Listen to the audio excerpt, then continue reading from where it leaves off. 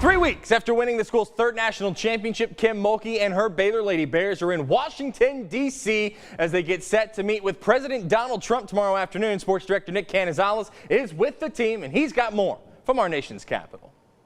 Well, Curtis, this is a historic occasion for the Baylor Lady Bears as they become the first women's team and also first basketball team to accept an invitation to the White House under current President Donald Trump.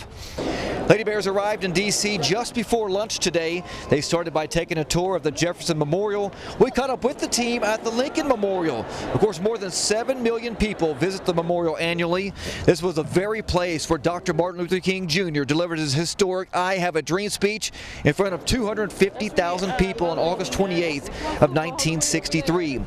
Baylor President Dr. Linda Livingstone spoke about how important it was to bring the girls out here.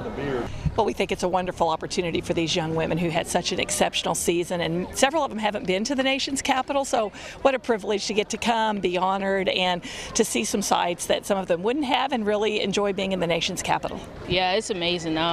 You just never really think you're going to be in a place where something like that happened. It's so historic and it's so touching and moving and important to history, and I think just to be able to be in the vicinity where he stood, that's just incredible in itself.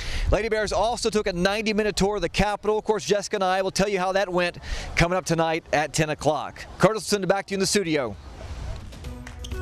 Well, last night, the Baylor Acrobatics and Tumbling team won its 5th straight national championship, beating Oregon in the team finals inside the Farrell Center in a thriller. With a slim lead heading into tumbling, the Bears put the Ducks away during the tumbling portion of the program, and you can see the excitement there. Some of the Baylor seniors, in particular, China Spring native Kaylee Adams and National Most Outstanding Athlete Ashley Eckelberger, said after the win that they were in tears following the conclusion. The team event was amazing. I would love to do it again. It was just amazing with my teammates and a great national championship. I was tearing up because it's the last one ever, right? So I cried there, and then I felt it a lot when I finished the toss in the team event, and my teammates just squeezed me so tight. Now, Baylor loses 9 seniors from this year's squad, but they are expecting to get back to the team finals next year. What a feat.